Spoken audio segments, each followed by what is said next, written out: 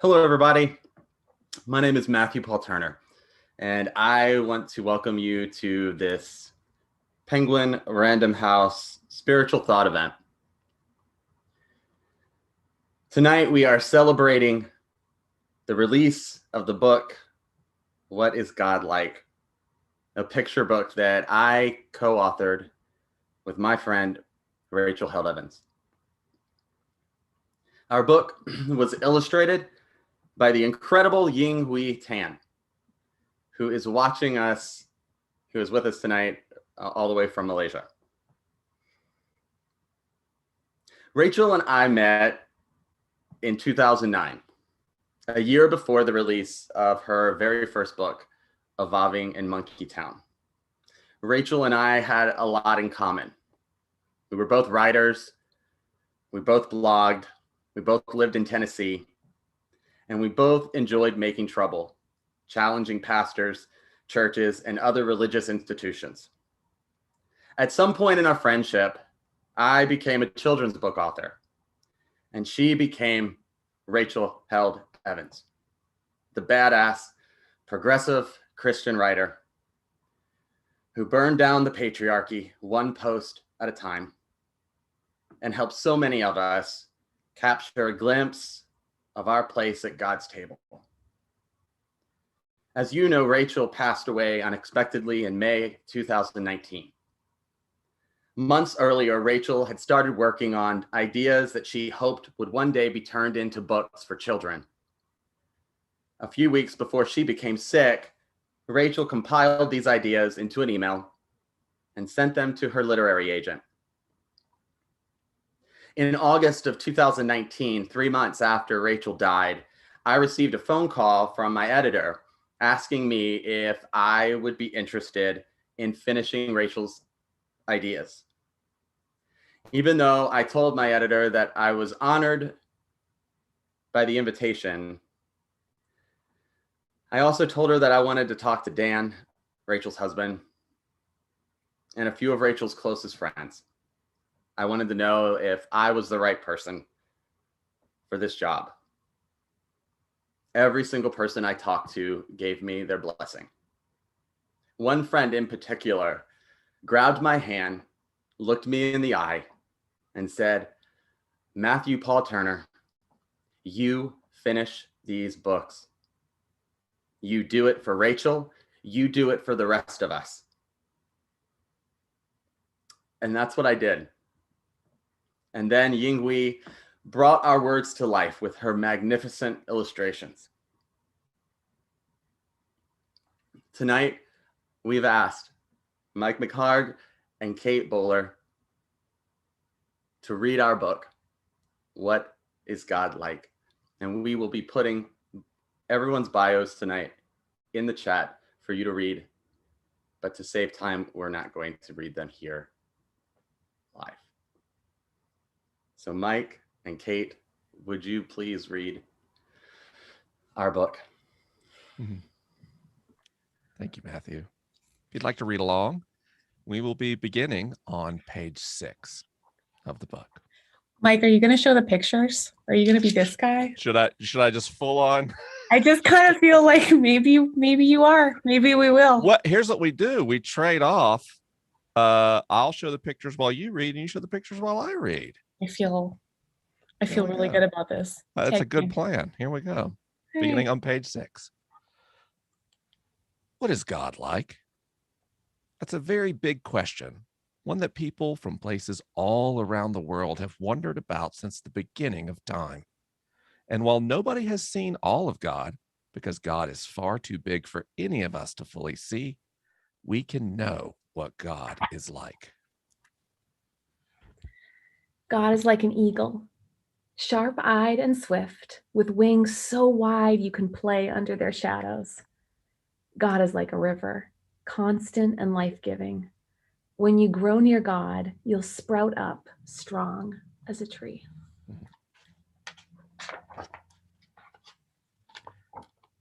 God is like the stars, forever present and bright. Even when they feel far away, you can always look up and see them winking at you. God is like a shepherd, brave and good, a protector who loves her sheep so much that she watches over all of them and knows each of their names by heart. God is like a fort, strong and secure, with walls that are mighty and safe. Inside, there are hidden places to hold you when you're scared or need a quiet place to rest.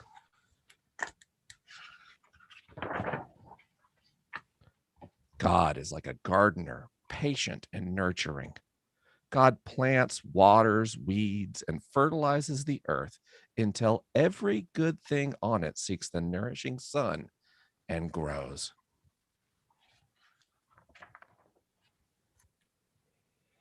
God is like the flame of a candle, warm and inviting. With God close by, you can look into the light and see through the darkest of nights. God is like the wind, passionate and full of mystery. God is both here and mysteriously also over there. God is everywhere, swirling throughout the world, whistling across mountain ranges, rustling through trees, and pressing against your cheeks on a breezy day. God is like an artist, creative and unpredictable, always busy making and remaking everything brilliant and new.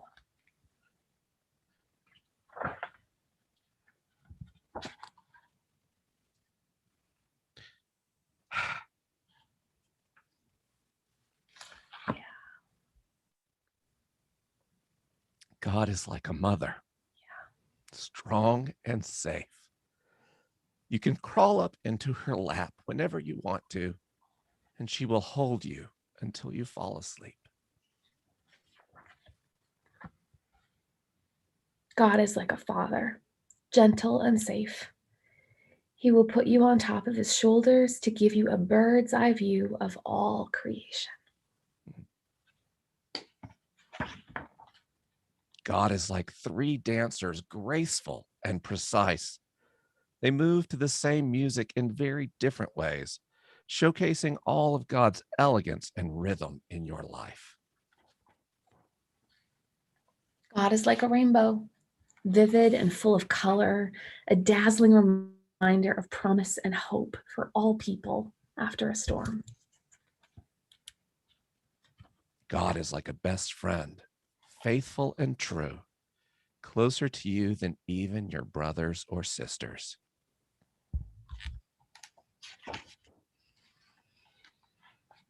And because we know what God is like, we know that God is kind, God is forgiving, God is slow to get angry, God is quick to be glad, God is happy when you tell the truth and sad when things are unfair. She is your protector. He is trustworthy. They are friends when you feel alone. God hopes. God perseveres. What is God like? That's a very big question. One that people from places all around the world throughout all time have answered in many different ways. Keep searching, keep wondering, keep learning about God. But whenever you aren't sure what God is like, think about what makes you feel safe, what makes you feel brave, and what makes you feel loved. That's what God is like. Amen. Amen.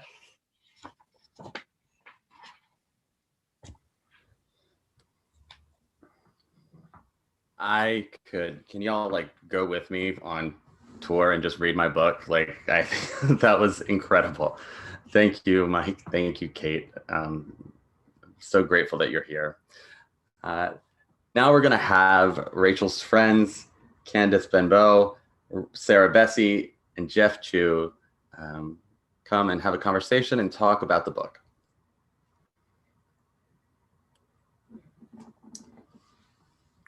Yeah, so we could have a conversation or we could just sit and cry for a while. I mean, I'm good with either option. Either one works. Both and Both and and. people. That's us. False binary. Yeah, I'm feeling a lot of feelings right now, and I don't know. I'm curious to hear Candace and Sarah, what reading this book and hearing the book read, what does it stir up in you? Candace, I'm going to put you on the spot first. Oh, wow.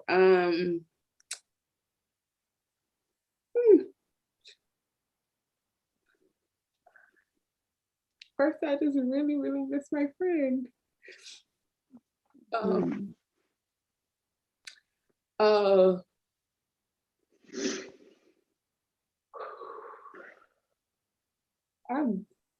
sorry. Fine, honey. Don't be We're sorry. just fine. We're all feeling it. We're all feeling it.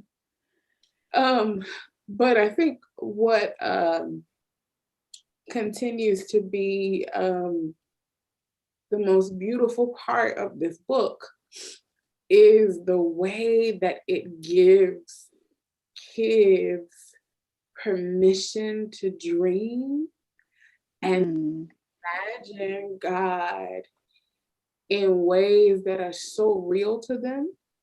And I think about our work. So much of our work has had to be rooted in a lot of the necessary deconstruction because of what we heard, what we were taught as children, that we also grew up into. And I get excited because I think about a child who will have what is God like, and that journey that they'll get to take, that will be so much different than mine. And I'm excited because maybe that means that there are some steps that they won't have to stumble over and some questions that they won't have to ask themselves because they got it as children. And that's one of the things that I am so, so grateful that What is God Like gives kids. I'd like to think that this book meets us wherever we are now, right? I think, Sarah, you posted something on social media about this book not just being for the kids who are the ages that we typically consider kids right now, but the kids in all of us, the kids we were and the kids we still are. And I think that's, I mean, I'm grateful to have this book, and I'm not giving my first copy away. You know, this is for me. Sarah, what does it stir up for you? Well, we'll come back to you, I think, when I'm done. I don't think we'll let you get away with just asking questions, but everything that Candace said is how I feel. The first time that I read it, I know that I put my head down on my desk and cried for a good long time. Because I think what Matthew did so beautifully was, it sounds like Rachel, right? It sounds like her, which I think is a hard thing to do. And so I had this moment when I was reading the book later to our youngest daughter. We have 4 kids that are, kindergarten to high school. So we've got, pretty good wide range of ages. And I was reading the book out loud to our youngest and had this really visceral memory of when my eldest daughter was in preschool, of trying to begin to talk about the things of God and read, stories and try to introduce her to, the Bible or whatever else. And by the time we hit like the story of Noah, like both of us were having a lot of feelings. And I remember her looking at me with just very sensitive soul, right? And looking at me and saying, did God kill all those people? And just thinking, like, I don't even know how to have this conversation. So maybe we'll just never read the Bible. Like maybe we will just never talk about any of these things. I think, especially because in my own heart and life, I was questioning a lot of those same narratives, like what Candace was talking about. And so learning how to talk about God from scratch, learning how to talk about that sort of imagination and possibility to reimagine God. And then to be able to have things like this now in my hands, that this is such a good, I don't know, just a good path to follow when we're talking about the things of God with our children. What a beautiful way to be introduced. So I think I had that moment of reading it. I mean, you know, missing Rachel, the gratitude for, I think, even the great theological depth in every single page. I've never seen anybody manage to sum up perichoresis in like 3 lines in a picture, but this is where we are.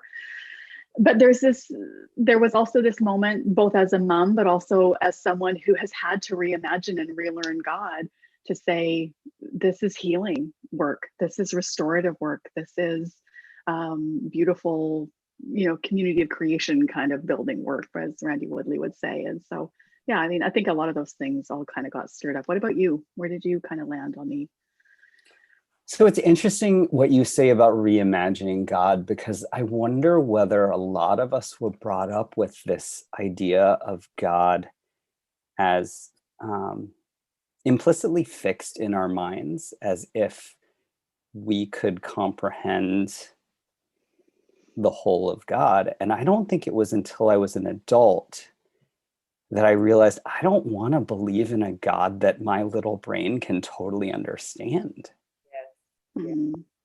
And what Rachel did in all her writing, and what Matthew has helped complete in this book, is point us to the wonder and to a broader curiosity of God. I saw her do it with her kids. You know, I've been lucky enough to spend time with those kids and watch Paw Patrol with them and play with them. And she does the same through her writing with us. She's constantly asking those questions and pushing us not to stop questioning and stop exploring who God is and who God is becoming for us. Yeah.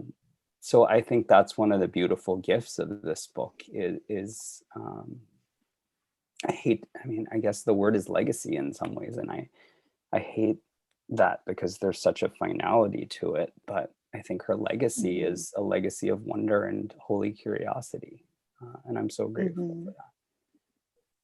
So It's beautiful. I'm curious if there's a particular section or image in the book that particularly resonated with you, Sarah. Yeah, I mean, I mentioned earlier the one about the dancers dancing. I just found that incredibly beautiful and, I don't know, healing, some joyful even. Like, I wonder sometimes if we remember the joyfulness of God. There was just a lot of life to that. But the one that I came back to, and I continue to come back to, is that God is like a mother. Mike is not alone in having his voice break at that page almost every time. You know, Rachel, I think that she caught some, I remember us talking sometimes about like the night watch, when you are looking after small babies and you're up at night and you're the only one who's up, and the kind of prayer that you pray when it feels like you and your baby are like the only 2 people in the world. And I remember having those moments when my babies were young and I'd be up in the middle of the night nursing. I think that's when I began to pray again.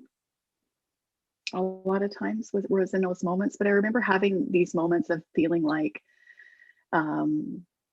this is a picture of God. You know, that to understand what that kind of, it defies a lot of words, I think, and I felt a lot of tenderness about it. But at the same time, that idea of being, you know, held until you fall asleep, right? That there's a safety and a security and a goodness in that. I think that you're seeing something really beautiful about God. So not only did I feel by God as mother, but I don't know. I feel like it also gave me a good path to follow. I think especially when maybe we've been given an image of God that perhaps is quite punitive or you know, judge and a lot of anger.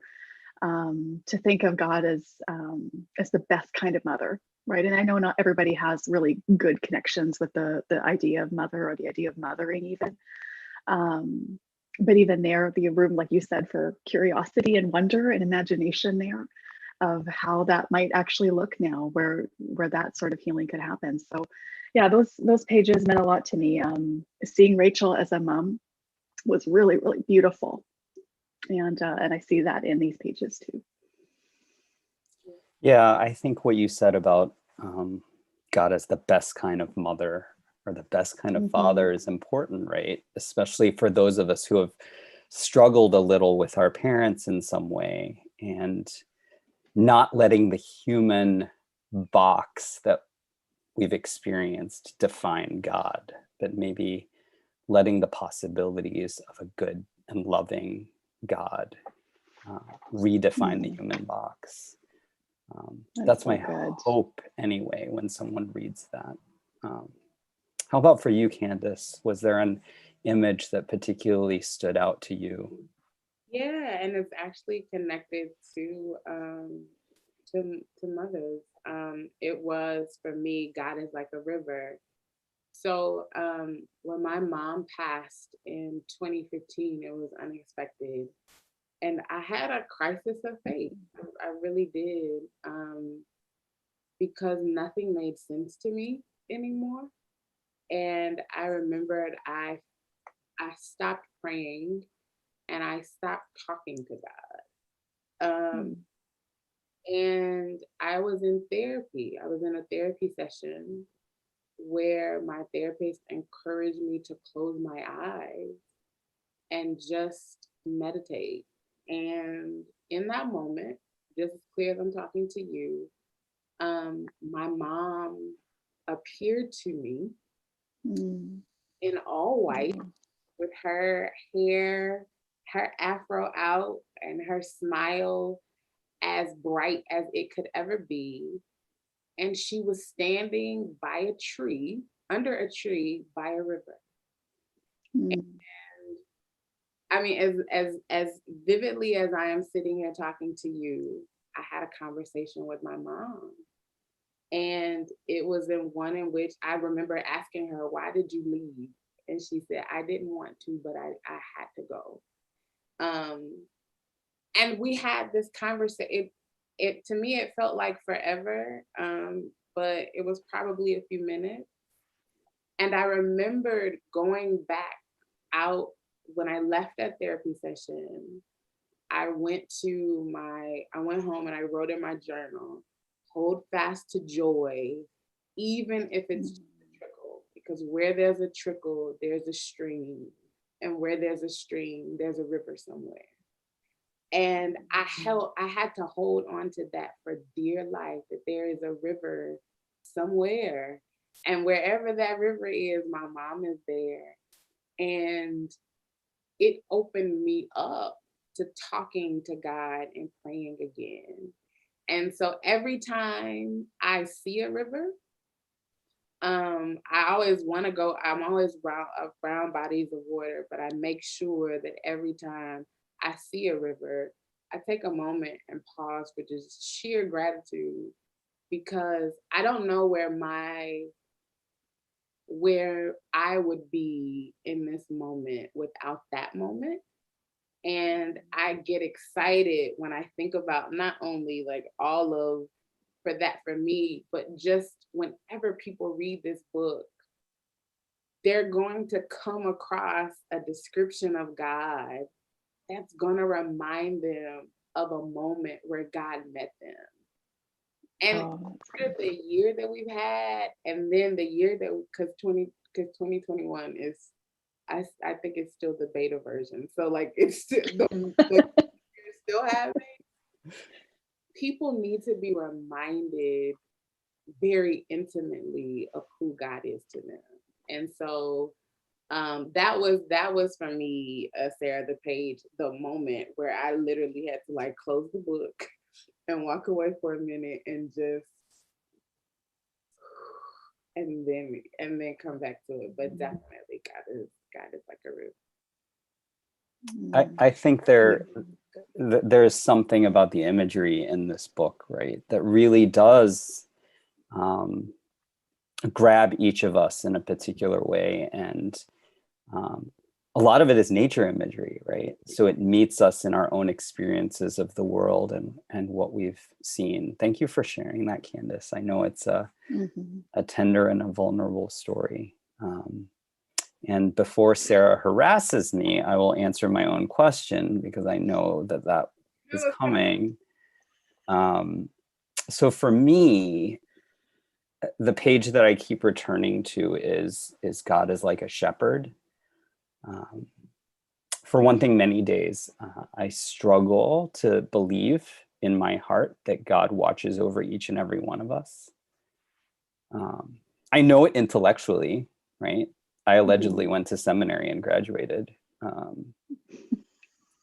But I'm not sure I'm always convinced of it in my heart. And it's hard to say that out loud, right? So God being like a shepherd and the words there of watching each and every person and knowing them by name. But the other thing about that, as well as the example that you mentioned, both of you mentioned, is that it's so subtly, but also significantly biblical. So Sarah, like God is like a mother, I think of that passage where in the Gospels where Jesus is standing and looking over Jerusalem and wanting to gather Jerusalem's people like a hen gathers her brood. And Candace, I thought of Ezekiel 47, where the river flows from the sanctuary. And one of my favorite things about this passage is it talks about the leaves for healing and the fruit for eating for all, right? For all forms of life, and how that river blesses all forms of life. And then for the shepherd, of course, there's the Jesus imagery, but I think it's significant that the pronoun here is she, because the Rachel of the Bible was a shepherd. And I think that matters, that detail matters. And I think the way in which it's subtly rooted in scripture is so faithful to Rachel, who loved the Bible so much. So that's the one for me. It's beautiful. Thank you for sharing that, Jeff. So I could talk to you both for hours, but we don't have hours. So thanks for being here and having this conversation and answering my intrusive questions. And we'll turn it back over to Matthew and Dan. Thank you, Jeff. Thank you, Candace. Thank you, Sarah. I could sit and listen to y'all for hours. So that was a gift. Like we all get a chance to I don't know. I see glimpses of my friend in all of you, and so it's nice to just be able to spend time with you. And thank you for that. Now we're going to have a conversation with Dan. Matthew. Dan, how are you? Oh, it's a loaded question, right? How are we? Yes, I know. Right now, I'm really happy to be here. And I can't thank you enough for how you've just brought this book across the finish line. And just taking Rachel's words and making sure that they're polished, because she would be really embarrassed if they weren't. She was always put so much effort into everything that she wrote and everything that went out, especially on the blog. She would do hours and hours of research. And I remember sometimes in bed, there would be a stack of books next to us that fall on top of me when I'm trying to sleep. And she's in the middle of doing research for a book. And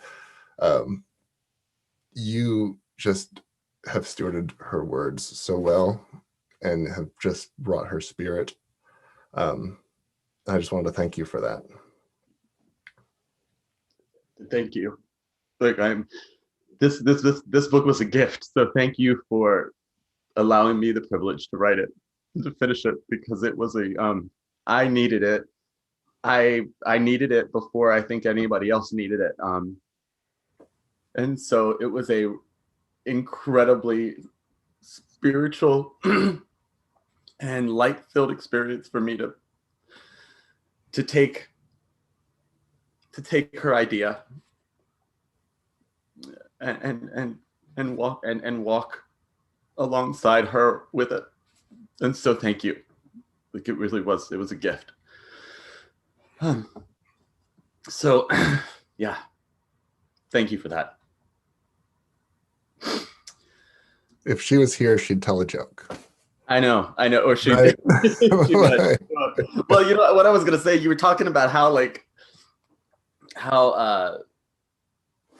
particular she was. Like, I know that if you were in the blogging circle that Rachel was, like I told you this the other day, like if there was like an event that happened in the culture and you knew that there was going to be several people come out with a blog post or come out with some sort of statement about it. Yeah. Everybody wanted to get their statement in or their blog post in before Rachel, because we knew she was going to blow us out of the water with how prepared, how researched, how like so specific it was going to be. Ours would be so full of feeling and just mushy or funny or like, and she would bring her word artillery, every little bit of it. The other side of that conversation, from my perspective, was like she would see other people get the post out first, and she'd be like, "Dang it, I couldn't get there first." And since I can't get there first, okay, well now I got to do all the research and like got to contribute something new. So that was a common conversation that went on in our house. Like, oh, I can't. Somebody else wrote it first. Matthew got it out there first. Well, it's on the other side. There's other side to that. Yeah, there's totally other side. We knew that she was preparing a thesis, and so it was always, there were so many of those things that's the Rachel Held Evans that I miss the most in these times, because there are times when I just wish Rachel was here to speak into something, to give us some sort of wisdom or direction. Or Rachel had she had a wisdom beyond 38, 37. And it was a wisdom that we all like craved.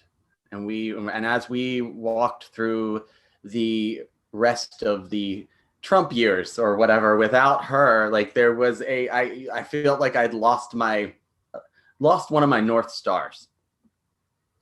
And so having the opportunity to take her idea that she came up for kids and bring that, like you said, across the finishing line, what a grace for me. And can you talk a little bit about when Rachel sat down and decided that she was going to do children's books? Did she talk to you about that?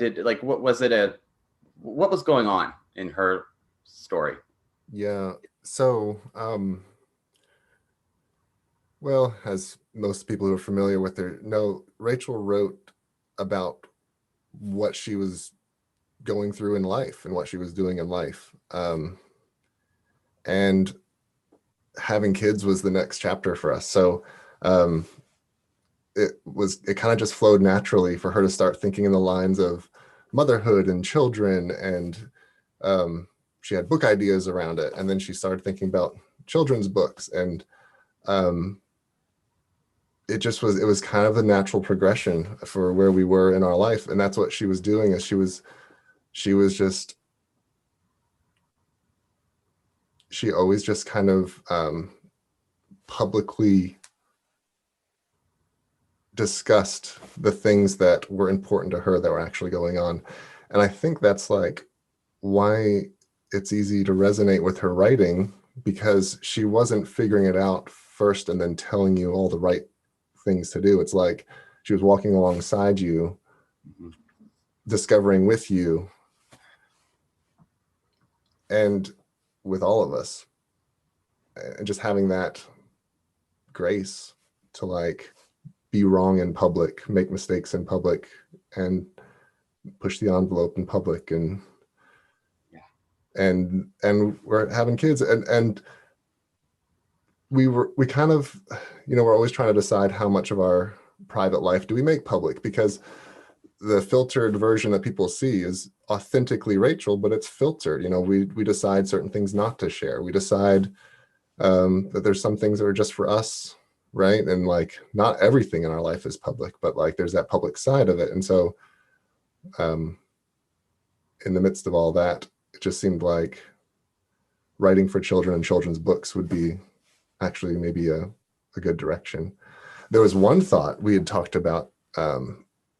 She'd kind of thought about maybe each stage of the kids growing up, she would kind of write books for that era, even like young adult fiction and that sort of thing, like as a big view of hitting all the different genres, because she loved the challenge of new types of writing.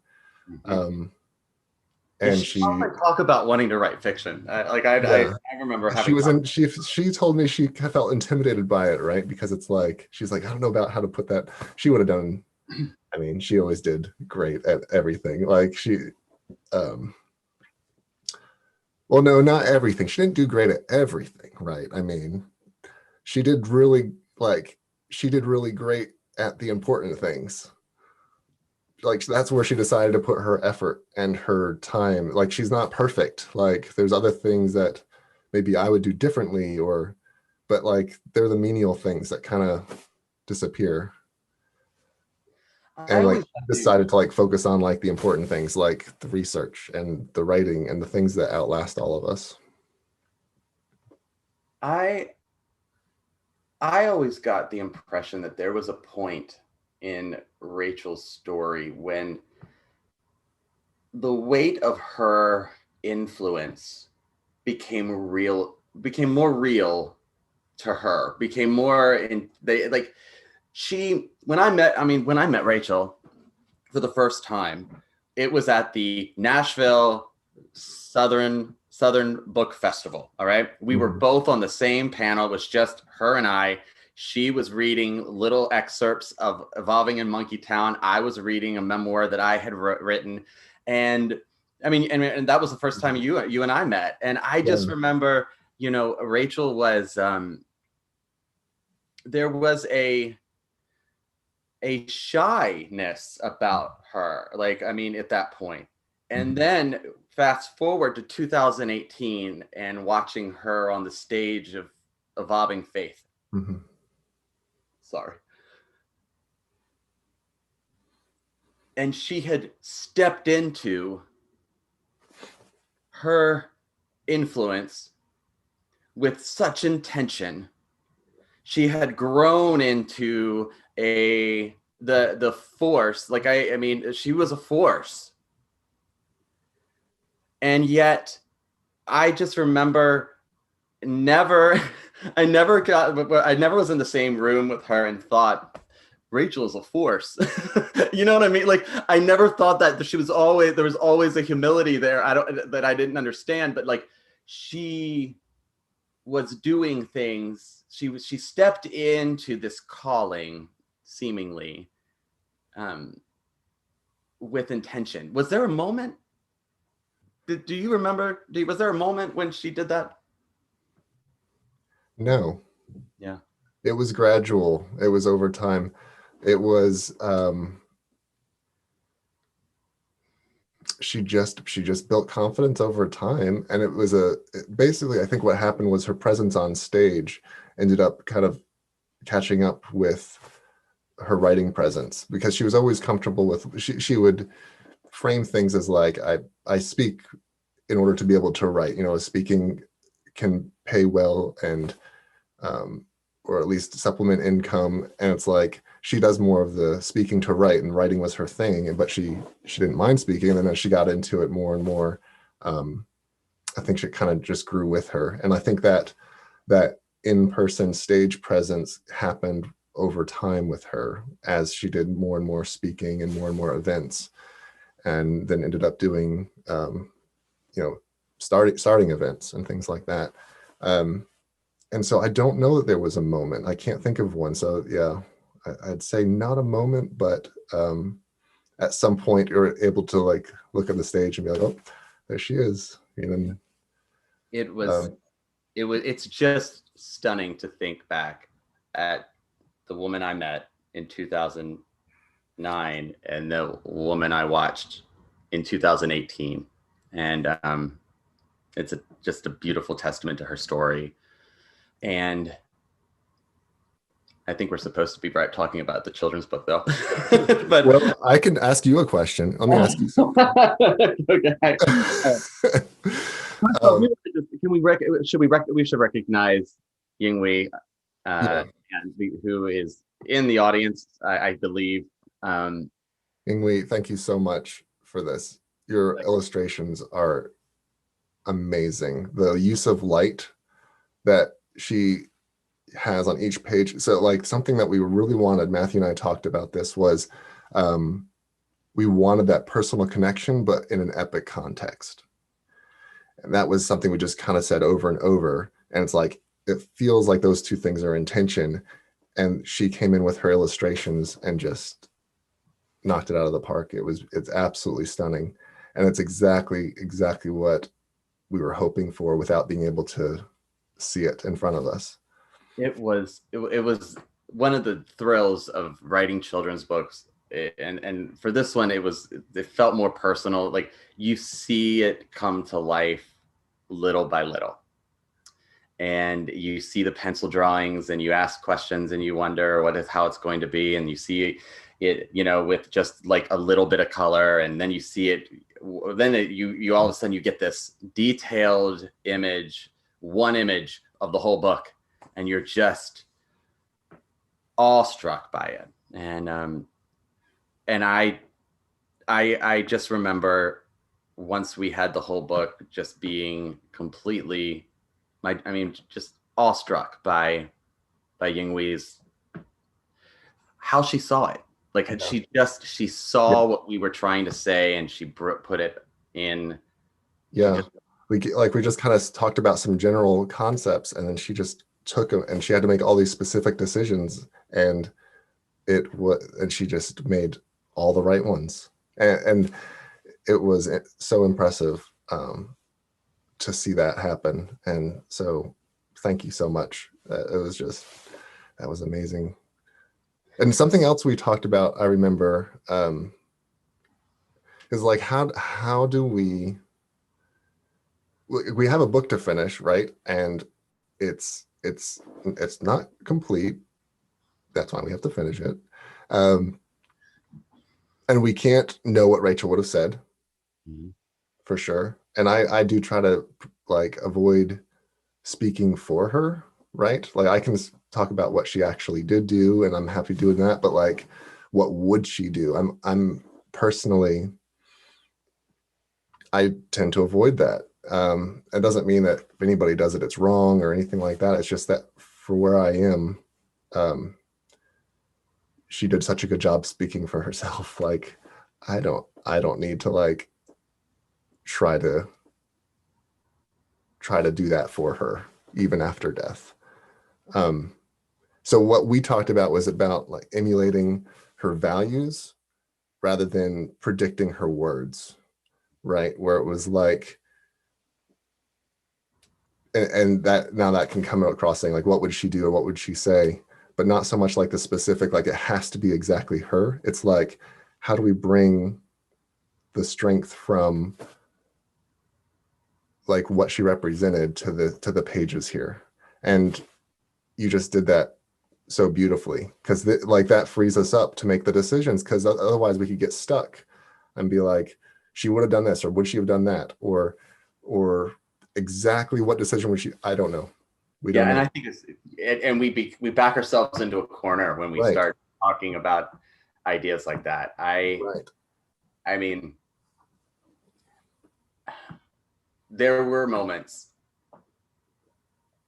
and I've shared with, you've heard me share this a dozen times. Like there were moments when I felt like I was channeling her with this book, and just so humanly connected to the words, to her,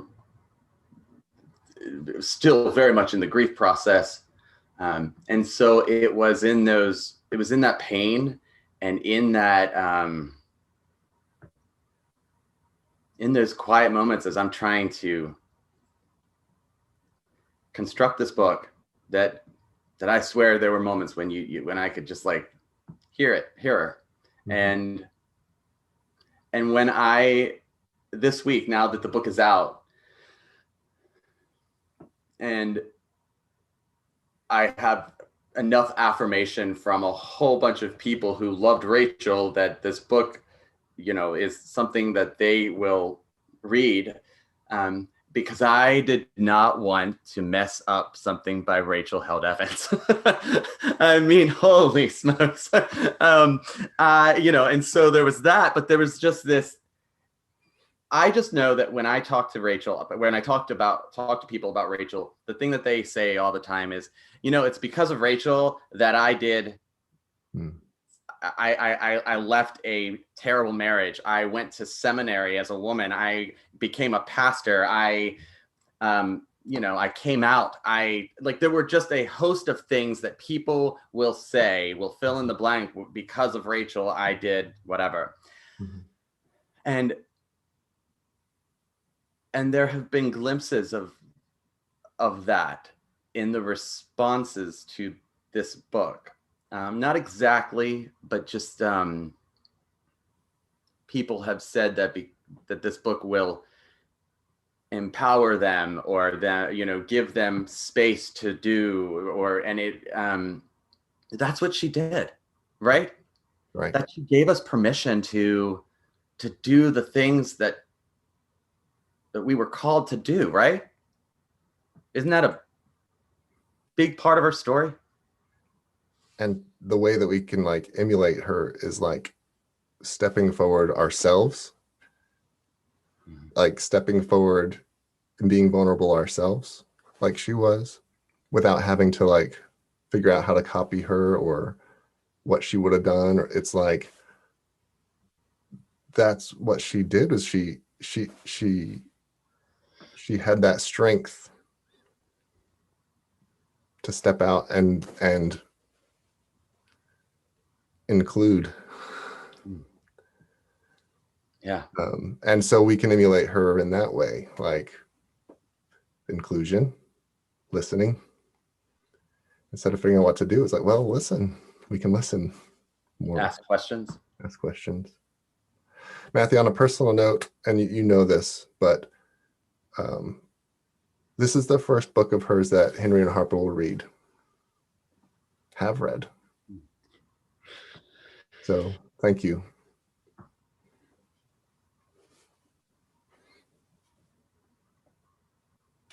This is it's been a joy. It's been a joy. This is one of the most important things I've ever done, and so thank you for that. And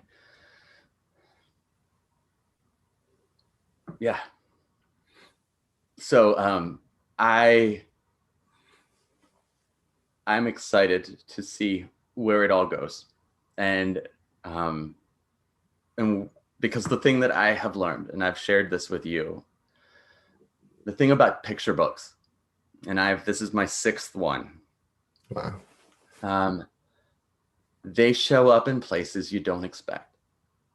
They do work in people's lives that you don't expect. My favorite story is one from a pastor sent me a message, and she got permission to share this with me, and she was walking through the end of life with a 100-year-old woman, and that somebody had left my book, When God Made You, at that woman's bedside. And it is the pastor said that she ended up reading my book to that lady 3 different times in the last 2 days of her life. And I just know that I did not, there was no part of me that wrote When God Made You for that Right. scenario. Right. And so I can't wait to see and hear about all the scenarios that that happen where this book shows up in places and in people's stories, and it just has, it brings light there. And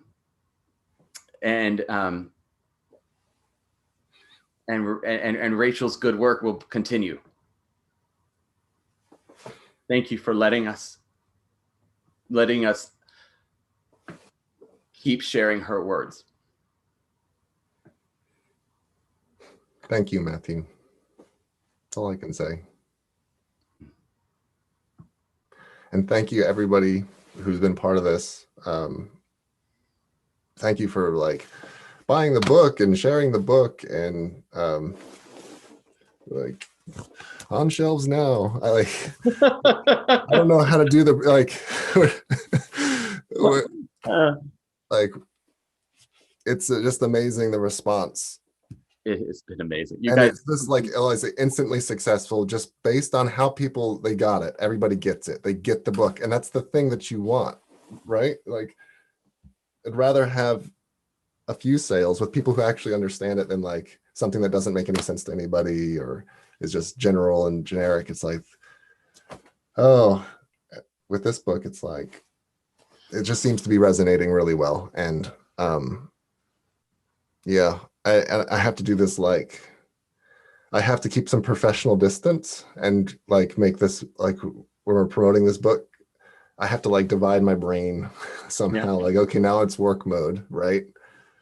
I'm rambling a little bit. That's okay.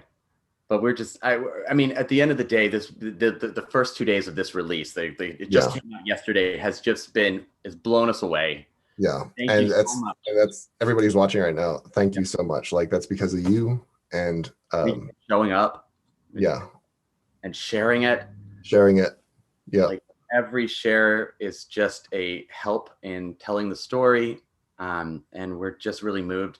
Thank you, Mike, Kate, Sarah, Candace, Jeff, and anybody else. I think, and then also Penguin Random House for allowing us to do this. Yeah. And so, thank you. Yeah. You're very, very honored, and to be a part of this, and to get this book out into people's stories. So thank you.